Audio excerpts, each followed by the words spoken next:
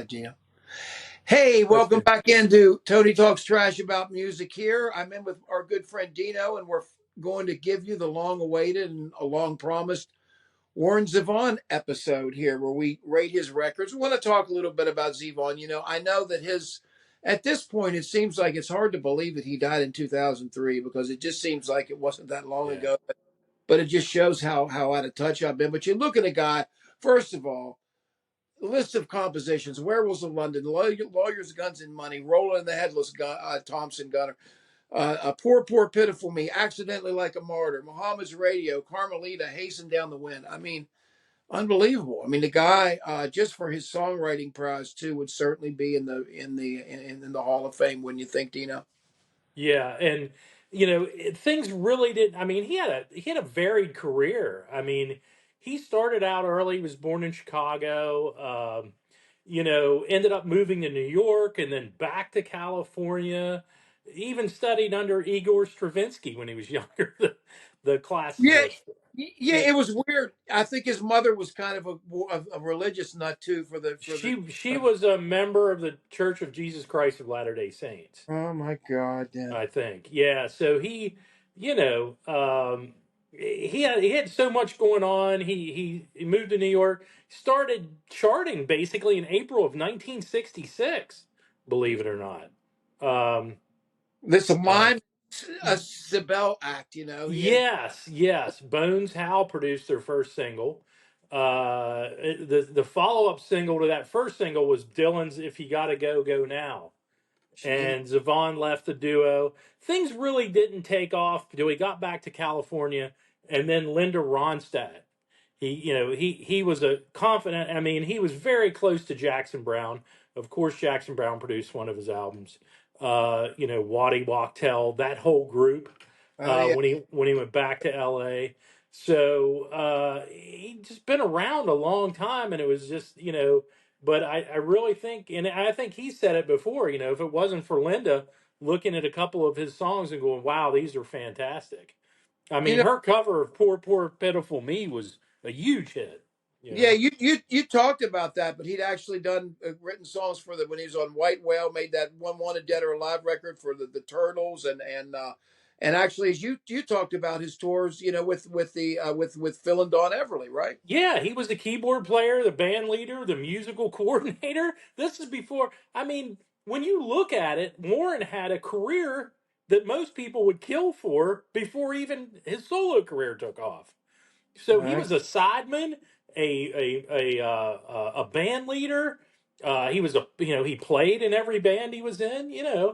So I mean, he when things started to go bad, even in '75, he had moved to Spain for a while. You know, in Barcelona, and hung out at a place called the Dubliner Bar, and that's where he composed. With David Lindell, he composed "Rolling the Headless Thompson Gunner" while he Wow. was in Spain. Jesus. Yeah, and this is before things even started to Yeah. take off Yeah. in '75. I mean, he had another career He going. did. He did. You With know? with the everybody knows the trajectory of his career. He gets through the L.A. crowd and stuff, and through the Yeah. Fleetwood Mac thing, and these guys come and then so what happened when a lot of times they talk about like he had one crash or he had some big issue or something right before these guys. I guess he got dropped by the company or something happened. Yeah, he was always ended up getting dropped by a label and then being picked up again. And he was with Virgin I think just one album or two. So he over the years, and then he would slip back into his old ways, whether it be alcohol or drugs or whatever. And he was also he was obsessive compulsive too. Yeah, I heard that bit about the T-shirts in the movie and stuff. Yeah, with him, He and that's how him and Billy Bob Thornton started they lived in the same building, and they both had the same illness. They Wow. both had the same mental illness with the obsessive compulsive, uh, and they became very close friends And while then they after were living that there. Hindu Love Gods thing, which we're not including, by the way, in this list, No, no. we roll on through, a series of records up until his diagnosis, I guess, and Which well, that you know, happens when you go 20 years without seeing a doctor. Oh, that's true. That's You know, true. he had a phobia about physicians. Yep. So, and that's hopefully a warning to everybody out there that, you Yeah, know, well, too, be man. Maybe nice to, you know, do it position. yearly, you know. I'm in the same position, man. I should be better with it, but Oh that's yeah. the thing here. Give me the you talk about and then the end. So in the end, that big hoopla and everything happened, and you know, he really kind of celebrated and invited a lot of people in. Kind of, you know, before he was kind of a not a prick, but just kind of like I'm going my way, you He know, the way I'm going to handle it. And then after that, he finally accepted some collaborations, and I know Springsteen came in and a bunch of people. Oh, everybody did, yeah. And everyone wanted to work with him. Everybody had heard the songs over the years, you know. Sure. It wasn't just California, it was nationwide. You Yes, know, it was. everybody that heard Warren knew he was a great, and that's the thing with him. He's a great storyteller. And absolutely, like we talked before, if the best songwriters are the best storytellers. We can go back to Lou, Bowie, whatever, you know, the Stones, anyone you look at, good songwriters are usually good storytellers. And Yeah, Warren brilliant. was one of the best. Yeah, that brilliant salute at the end of at David Letterman, that memorable go out, and he it wasn't too long after that that He was was it. gone. Yeah. Letterman gave him the whole show. I think it was in 2002, and he Yeah. was the guest and the musical guest. And Dave, he told David when he gave him his guitar after that show, he said, "This is for you. Keep it, take care of it, and you are the best." What did he say? You're the best friend my music's ever had, ever. It's Well, so I mean, no matter what situation he was in, got on a label, got dropped. yeah. Whenever he would release something, like clockwork, within the first few weeks, Letterman had him on, no matter I what. yeah, like that stuff like Mutineer and all that. He was still on Everything, every single album, he was Dave's favorite artist. There's no doubt about it. yeah, it's just it was sad, and he has got the last request, I guess, huh? Yeah, he said, "I want you on the show," and he said, "Well, I think I can do it." He goes, "God, I hope so because we're going to give you the whole show." You know, Unbelievable. and it was great. If you ever watch, I've seen it at Oh least yeah. twice, Oh, three I've seen it, times, yeah, on YouTube. I've seen all the and played it's over. very hard to watch. You know, It is, and I have trouble with stuff like that. And I'll address that a little bit on this, like I did in the Bowie thing. But why don't we go? We're about the 7 and some minute mark. But yeah, I think we were both, and his sure. extension is the point of it is his extension of his art is just well beyond his own career into Oh, and songs that are it throughout the it whole touched time. so many people, so many other artists. I mean, you know, with just Ronstadt, for instance. My God, she was huge off the bat. You know, Yeah, Hasten Down the Wind yeah, and Poor yeah. Beautiful Me. I mean, those were his. He was one of her basically her favorite songwriter. You know, Yeah, I think if West Coast LA a laid back art, solo art of the things, folk artist or solo artist thing is a thing, he would be a pillar in he the would, but he also was a rocker. You know what I mean? I mean, yeah. yeah, Enjoy Every Sandwich, the songs of Warren Zevon, which was released in 2004. That's Uh, where a lot of the covers and everything came from. People did the tribute album. nice. So yeah, I mean, so many people were just absolute huge fans of this man over the years, and his legend has grown. You know, since he's been gone. And you know, he died at 56 years old. My God, he had 20 years left of songwriting. You know, you never know where he Oh would have gone by yeah, this time. never know how long they're going anymore these days. Man, let's get started on this list, dude. Okay. We're going to go through the 12 studio records, of course, not the great Learning to Flinch or Stand in the Fire we're excluding, and those, of course, are great on their own and certainly have a place in everybody's. As a live artist, he's there. I don't have that many of these things on vinyl. For some reason, I told Dino, I've since the ZE thing happened, I've lost at least one of them that I know, and probably more than one. But some of these were never on vinyl, and especially the Right. MCA ones that were later. So I don't know if that's been rectified since then. Oh, absolutely, absolutely. But anyway, go ahead, brother. Let's start off with your number 12. Okay. Well, I think our list is going to vary on this one. I don't think we're going to be probably. I got to get my number 12, and I think you like it more than I do. And I probably need to go back and listen to it again. Is actually Transverse City, the Oh my God. experimental album he did based on his love for William Gibson, the cyberpunk artist.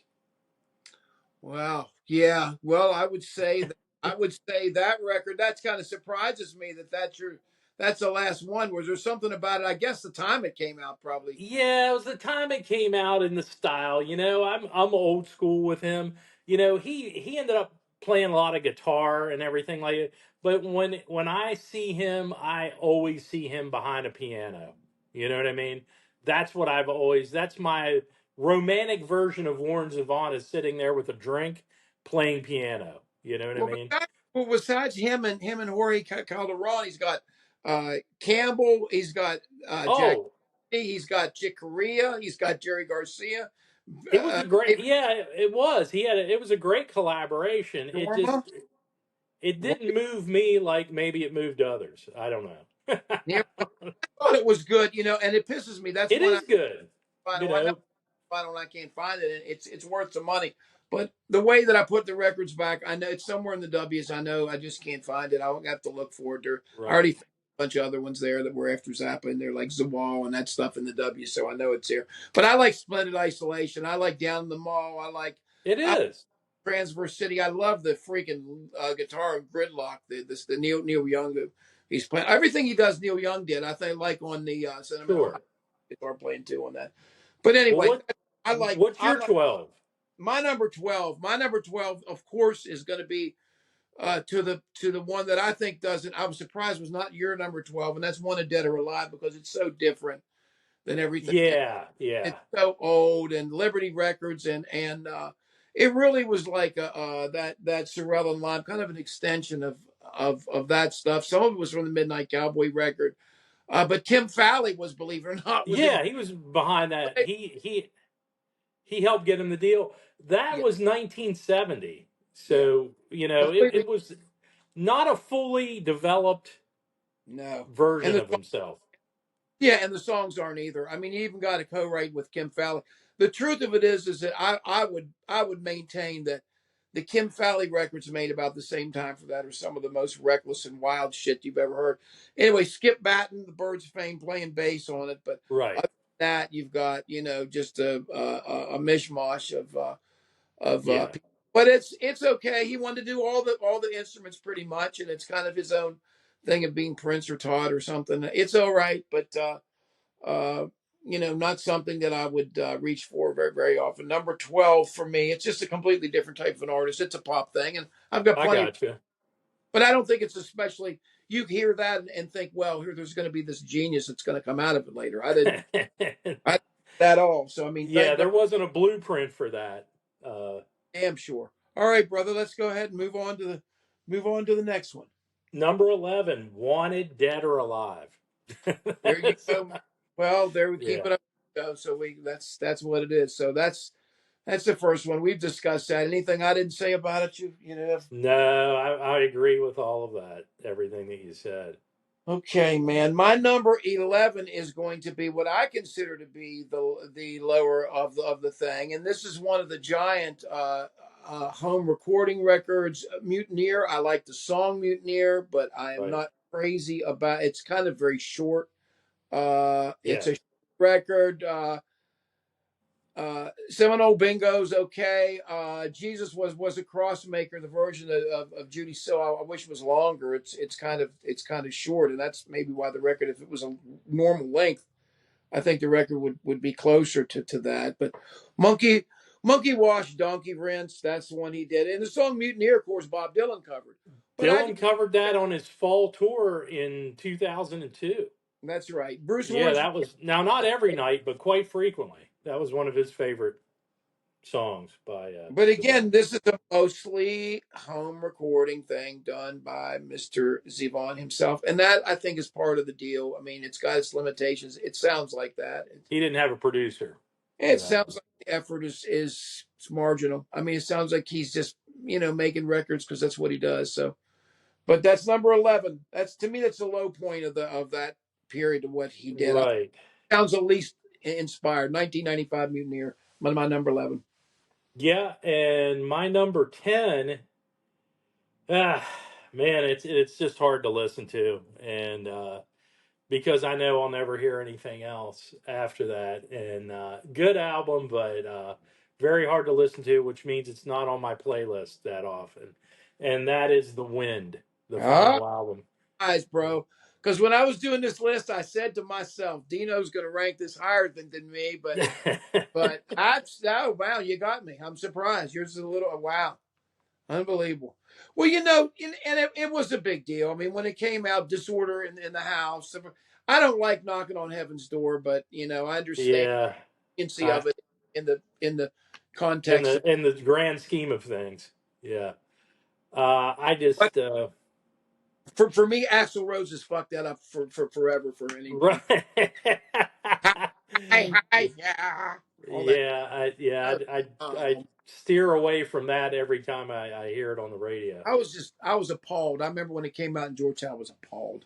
Couldn't believe it. Yeah. But anyway, yeah, so yeah, and of course you've got the stuff where you've got Disorder in the House with the great solo with Springsteen going fucking nuts, and then Oh yeah. keep me in your heart, which I Keep think me in your heart. is special. Yeah, it's a special song. That's gorgeous. The Yeah. rest of it's good, but I agree. I don't think the songs are any better than any of the other ones. It gets a boost for this, but I still think it's on the level of some of the better stuff he did for Child. Right, right. And I mean, Right. well, think of that. If you're in that kind of pain and you know that time's up, Right. he recorded through probably some pretty Oh, excruciating pain during well, that. He wanted to get that album out. That was yeah, he's like, I gotta finish this no matter what. You Yeah, know? George Calderon or however he called Calderon probably did most of that. I mean, he was the guy that Yeah. was in charge of most of that. He worked with him for the longest time. Oh All right, yeah. that's your number. That's your number 10, right? That's 10. My number 10 is going to be the follow up to that before the follow up to Mutineer, which took the longest time before that, and that's the 2000 Life Will Kill You, another home. Life will kill you. Yeah. I liked it a lot. It was really hyped up an awful lot, and I was excited when I listened to it. And I will confess to you that I probably played this a lot more when it came out, but to me, it burned out faster. I don't know why I didn't allow it to be. Uh, I don't know. I like My Shit's Fucked Up. I thought that was a funny song. Yeah. I think Dirty Great Little song. Religion. The CD I had didn't have the song listed on it. It didn't have it on there. Well, Life Will Kill You, of course, is good. I was in the house when the house burned down. Uh, I like it a little better. I like it a little better than Mutineer, and I think pretty much from here on in, I like all of his stuff. I'm not the biggest fan as you are, but of course, I've got my preferences, Yeah. but it's all good from here on, and I don't really have any complaints from here. Mutineer, I probably didn't play hardly much. It was one of those where I just bought and shelved, but this one from here on in, I pretty much listened to them all, and just because the songs usually are good. Yeah. Fistful of Rain's a great song too. It's a beautiful slower. It's a nice song too. Oh yeah. That's my number 10. Life will kill. Okay. My number 10 was The Wind. My number 9 is actually The Envoy. Oh my! Well, I do have that one here. Yes. Da-da-da. Well, the Envoy. Yes, indeed. Well, Yep. now I like the Envoy a lot, but I think the Envoy gets a bad. But anyway, okay, I got you. It's just the subject matter of it. It is kind of weird, isn't it, that it's written It around is. But and he that's it, you know. his shot. That was the album. I think that's the one that Asylum canceled his contract. That was the fifth studio album Produced by Waddy. So in 1982 on Asylum, and I think that was the one where they just went, "Okay, we're done." And I love Jesus mentioned, "Let nothing come between you." The Envoy. I mean, I know it's oh yeah, weird. I love it, man. Charlie's Medicine, looking for the next. Charlie's Medicine's great. Never Oh, Too Late. Jesus mentioned. yeah, I love Yeah, it. it's a, and he got it was inspired. The title track, like he said, was inspired by Philip Habib's shuttle diplomacy during Yeah, the '82 Lebanon War. He actually got a letter from Habib on, on government stationery going, "Hey, I really like the song," and Oh, he said God, I didn't and he see. kept it. He had it framed and everything. Yeah, I didn't see the photo. I see the passport sitting here, but I don't see the gun in the picture. That's what I'm saying. I thought Yeah, radio, but I kind of suspected the gun or something. It's not far from it. right.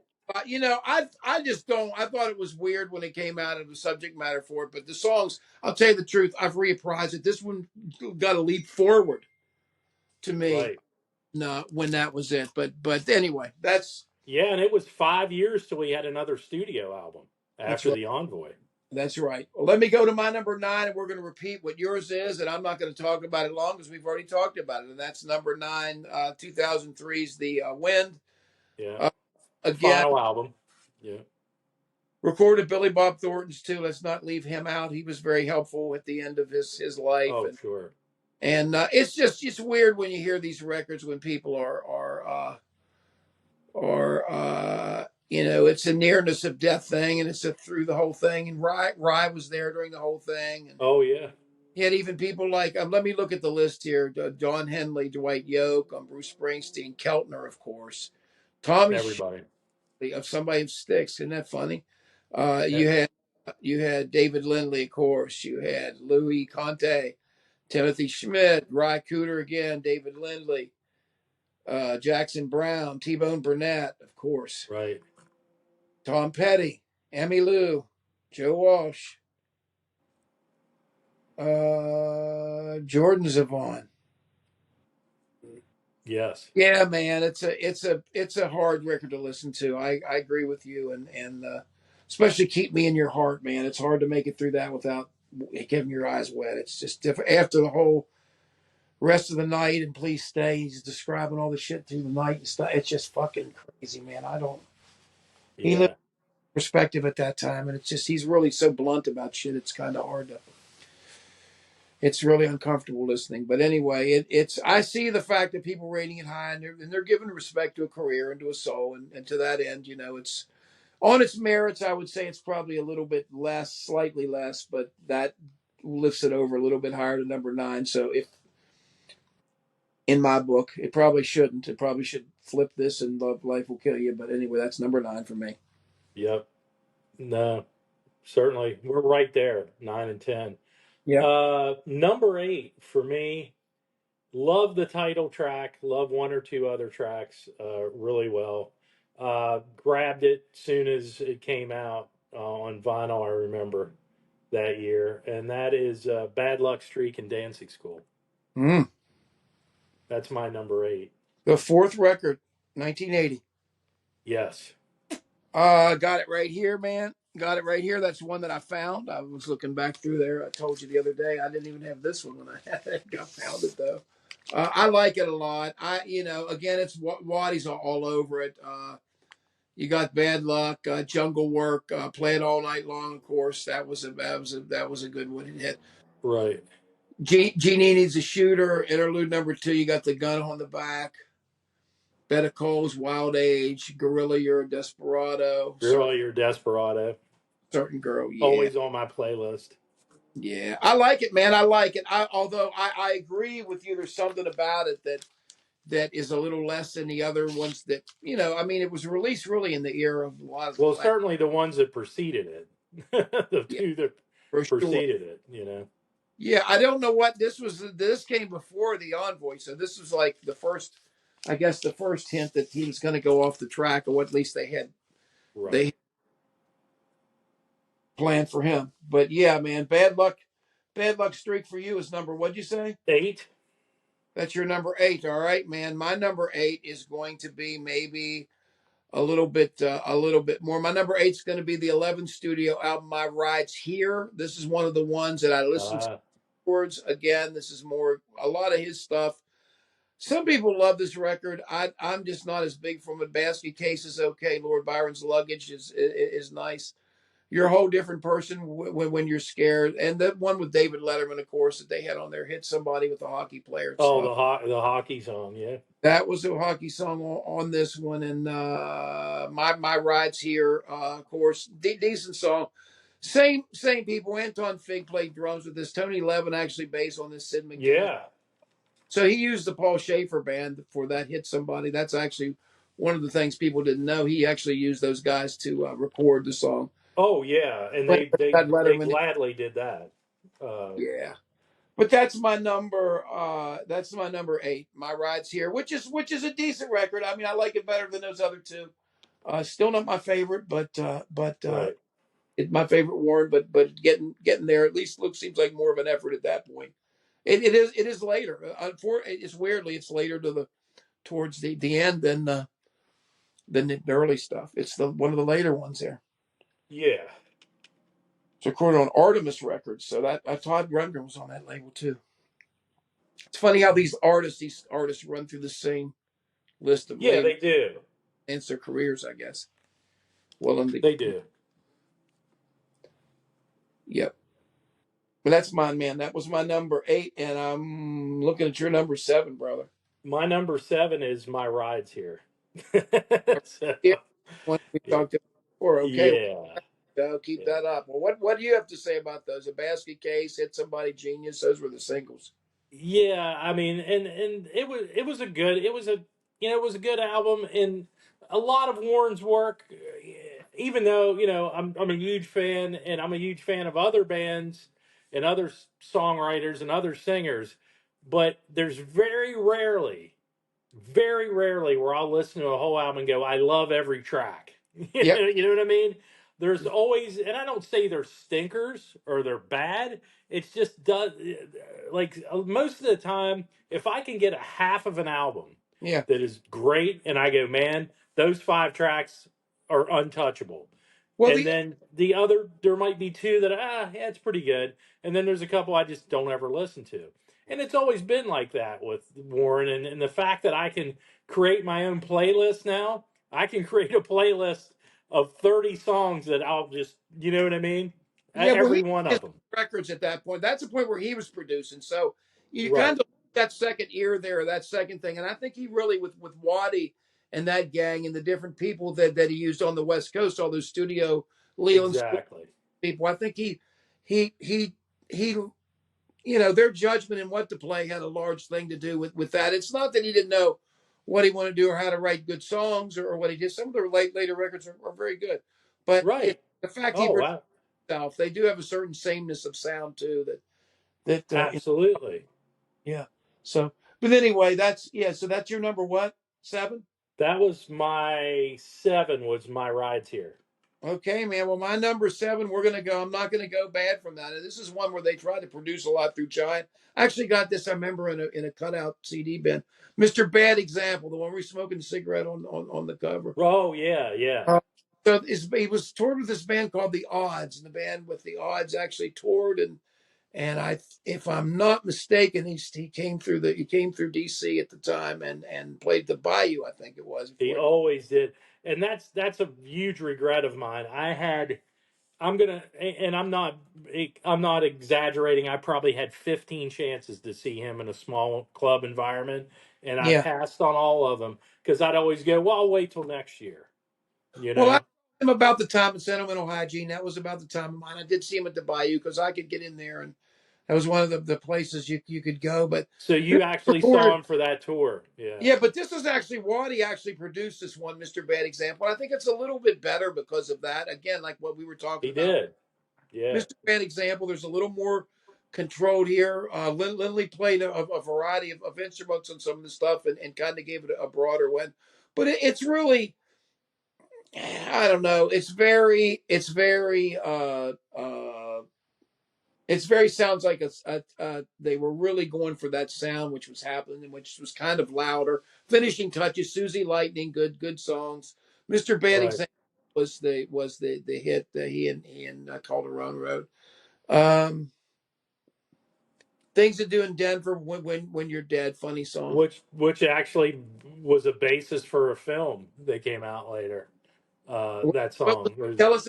that. I knew that, but I didn't know the details of it. Yeah, that things to do in Denver when you're dead, and he contributed something to that soundtrack, from what I remember. And it might have been that song. It might have been something else.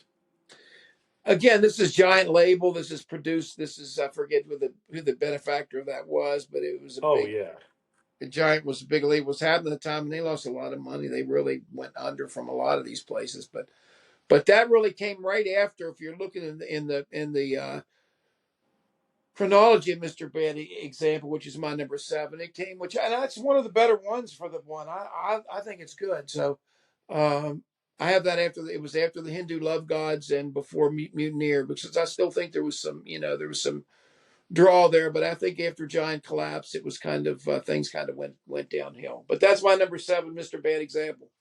I gotcha. My number six is "Life Will Kill You." There you go, man. That's my number six. What about these songs? You look at these songs. I was in the house when the house burned down. Life will kill you. Porcelain Monkey. Oh yeah. I'll be It dead. that was I like it. I mean, there, like I said, once again, my that's my shit's fucked up. Don't let us get sick. Porcelain Monkey.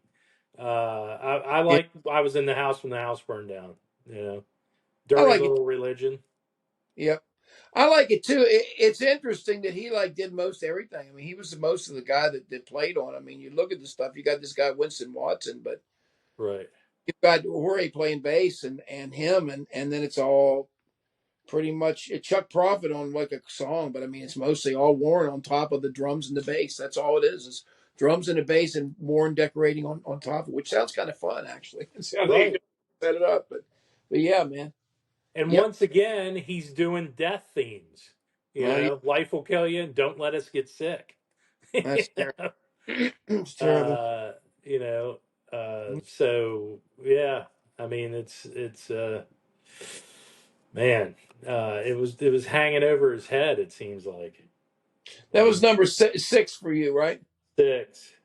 My Yeah. number six is we're going to go back to, and we've already talked about this 1980s Bad Luck Streak in Dancing School, February 15th, 1980, recorded the Sound Right. Factory.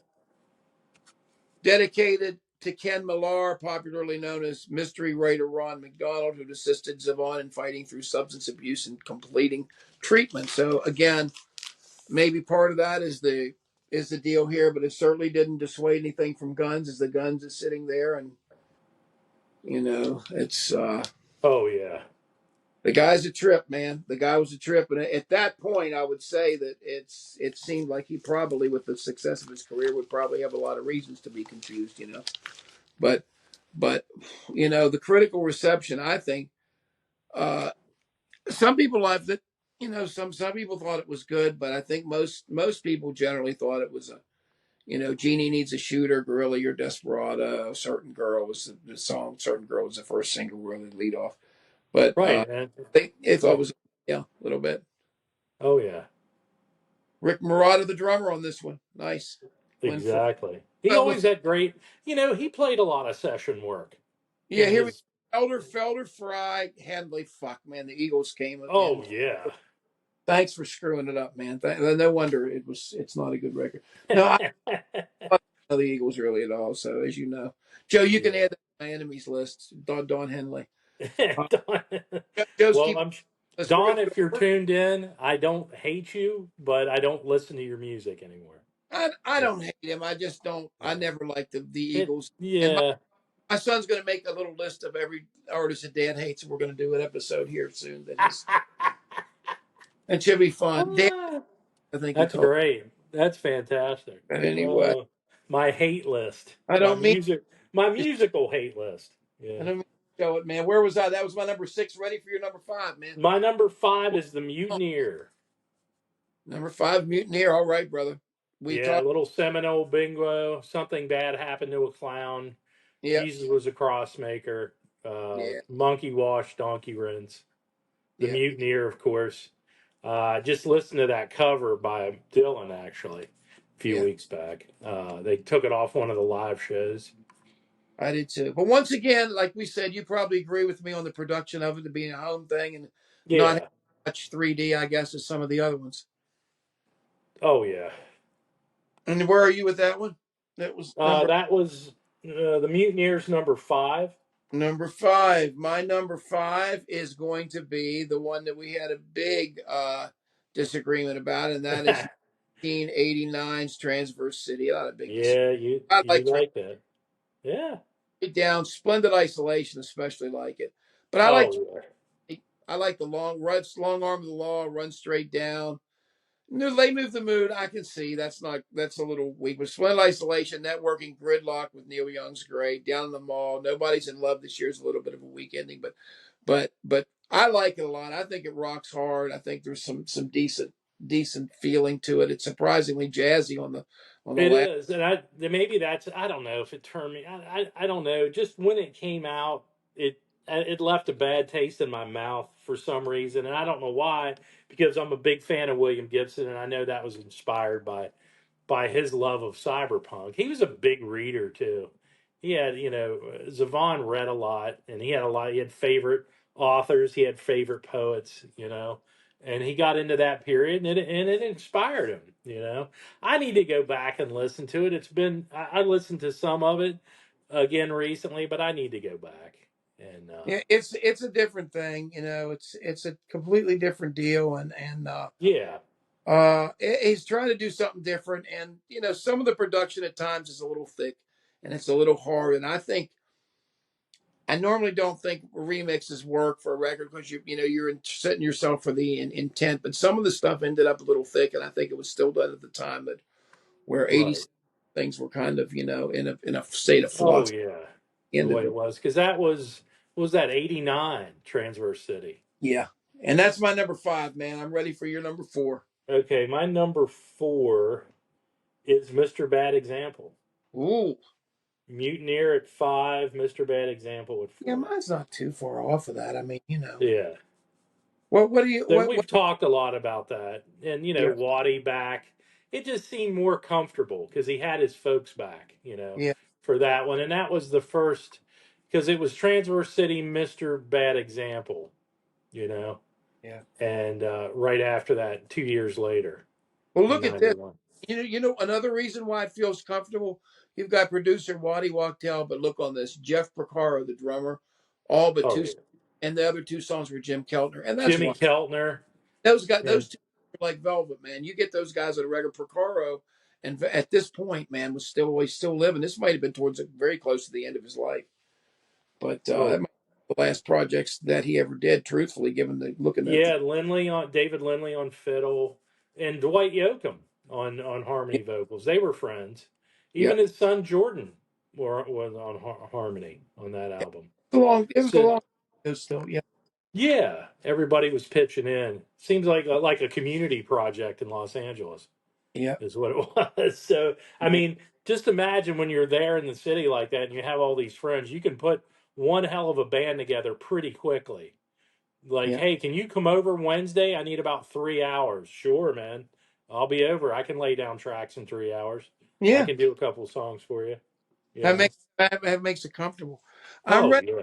We're ready for my number four. My number four is going to be bursting in. Dino may have this even higher. I do have this on vinyl, and I did find it. I'm talking about Sentimental Hygiene. Gotcha. From 1987, Detox Mansion, Bad Karma, Leave My Monkey Alone, Reconsider Me, which I think is just a gorgeous ballad. Boo Boo Mancini, The Factory, Sentimental Hygiene. It's just great. Neil Young's on it. It's fantastic, man. It's produced by him, but the key is he used Nico Bolas, who had worked with Neil Young and had worked with Neil Young on the comeback stuff with Freedom and that. It was right about the same period of time. And that's where he established that relationship with REM. Well, Yeah, everyone but Stipe. that's exactly. Bill Berry, Peter Buck, Mike Mills all played Calderon. Dylan, harmonica, Flea on bass, Don Henley, Yeah, Levin, Stan Lynch from the Heartbreakers, Brian Setzer. wow. Stipe did do harmony on Bad Karma, so he Yeah, did contribute a little bit. Like that's you said, Neil lead guitar and Sentimental Hygiene, and yeah. boy, can you tell it on that title track. Yeah. But yeah, great, and it was self-produced with Bolus and Andrew Slater, and that got we got I I I like this album a lot, you know, I do and it too. was the rocking, it was the rocking It was. Warren Zevon, And you it had know. been 5 years since the Envoy, so it'd been a little Oh, while. absolutely, absolutely, The first one on Virgin, first one away from Electra Asylum. yeah, oh yeah. Hey, we're ready for your number what? Your number three, I think. Three, we're top three. Here's where the rubber starts to hit the road. That's right. On the top three, Yep. and you know, I got to say the top three were hard, but my number three, of course, is Warren Zevon, the first The first true one, man. solo album, produced, of course, by his main collaborator at the time, Jackson Brown, Right. who produced, and I think in my mind got him the deal at Asylum, right? Yeah, this is another one. Uh, And I don't have the vinyl here that's lost in the thing. yeah, I mean, in that album, I mean, your first real album on a label, and who plays on it? Stevie Nicks, Lindsey Buckingham, Mick Fleetwood, John McVie, other members of the Eagles, Carl Wilson of the Beach Boys, Linda Really, Ronstadt, and Bonnie Raitt right. are all on your first album. Who Bonnie in the Ray, hell gets that for their first album? You know, Bonnie Ray, JD Souther. Yeah, unbelievable. yeah. Phil Everly, even from the Everly Brothers, even coming back for him. Anyway, Frank and Jesse James, dude. Mama couldn't be persuaded. Hasten down the wind. Poor Poor, Pit. poor, pitiful me. I Homage mean, Radio. Carmelita. Desperados under the eaves. I mean, come it's on. loaded. It's It is, you know, his that first is, true major label album, just right out of the barrel. Boom. yeah. Wow. Yeah, You know, man. Great record. That's great call number three. My number three is going to go back probably a little higher than most people have it, but I'm going to go back to the one that we talked about earlier. The one you say got him thrown off the label, the Envoy. the Never too Envoy, late for love, looking for the next best thing. the great album. The Man of Love. Jesus mentioned, of course, man. The Overdraft and the Envoy. I don't know. I liked it better. Like I say, just to get an update. I was maybe in a good mood when I re-listened to it, but I just listened to it in the last week or so. It's And great. I played it, spun it like two or three times back to back. I just think it's funny. I think it's good. But I think at the time when you think about it, and I look at the picture of him with a cigarette in the back, and you look at this, Yeah, some pictures and stuff, and you wonder where his head's at when this is going on. He seemed like he was in yeah, detox, trying to get out of it, but not being completely honest with yeah.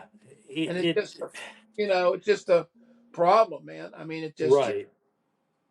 but yeah, man, that's and him, and man. that's another thing that Warren did. He injected, and so many people want to be so serious, but he brought a hell of a lot of humor Oh my to God, everything. It was sarcasm, rapier wit, uh, self humor. humor, self-deprecating, Yeah, just everything that you love in a song. Right? Like he didn't give a damn, and yeah, he loved to have fun. He liked to, he would turn a phrase that was really funny, and yeah. it wasn't always. And then the next song might be the most depressing damn thing you've ever heard, you know.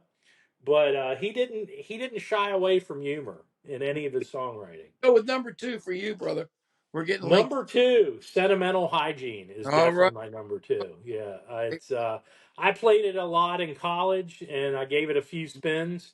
With the tie-in of the tie-in with REM, it did really well on college radio stations across the country, and it was great, man. I love that album. I love the production. It snapped. It wasn't watered down. And when I say watered down, it's something like the production had like Bad Luck Streak. It just Yeah, seemed homogenized and no kick, no bite, you know. agreed. So yeah, sentimental hygiene is definitely my number two. Yeah, the first side is really strong. With the first It's fact, unbelievable. Yeah. consider me, boom, one, two, three, like that. You're just like, man, that's boom, boom, Mancini, the factory, and then the last song, reconsider me. The only song, trouble waiting to happen, is it's good. But man, what a great record, man. That's your number two. Yes.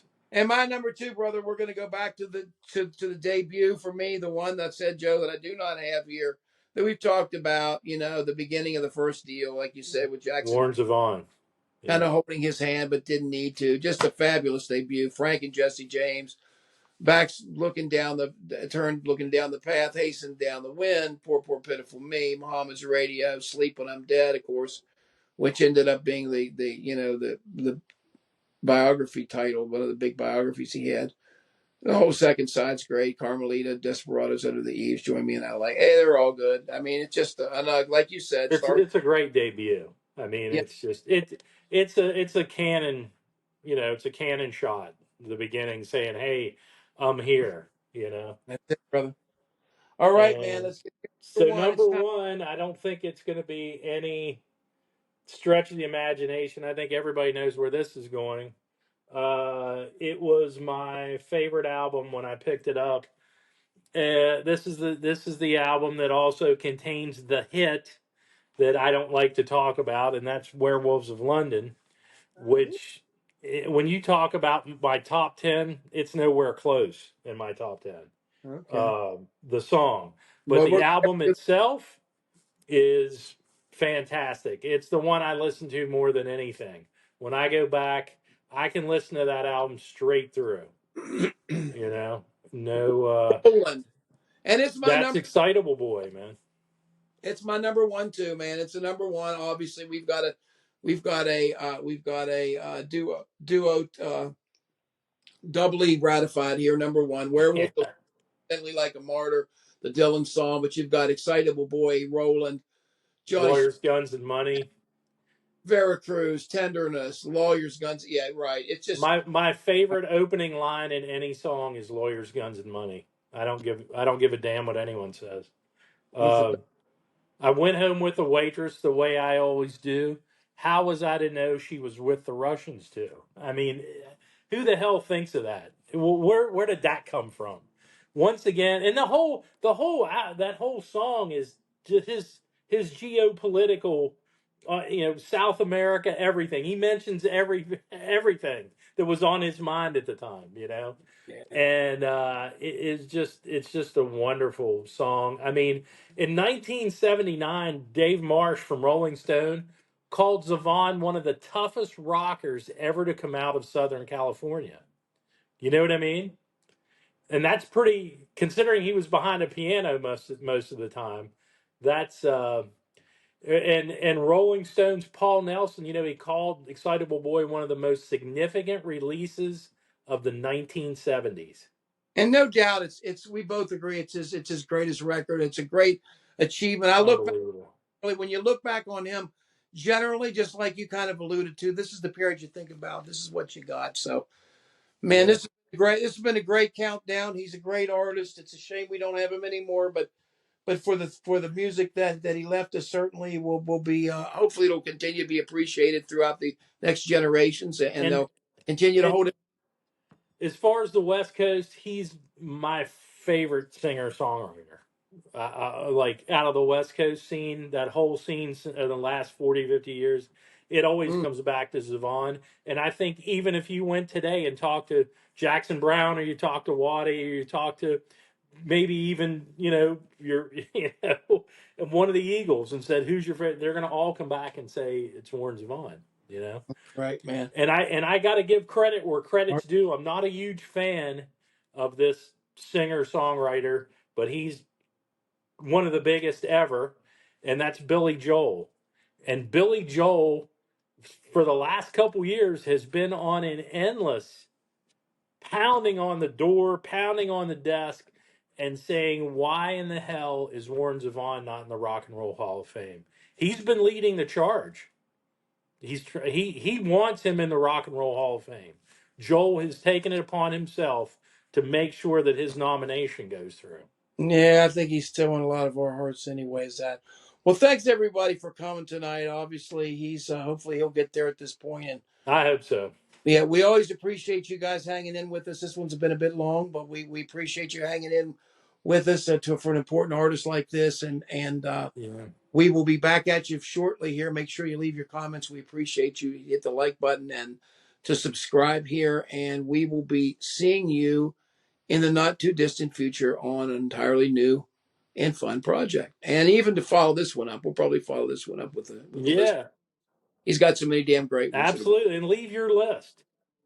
That's You know, right. if you've got a list, put your list up. Let's see what your 12 looked like. That'd be There, great. that's right. Well, thank you guys a lot for tuning in, and we'll catch you next time. We'll see you soon. Bye bye.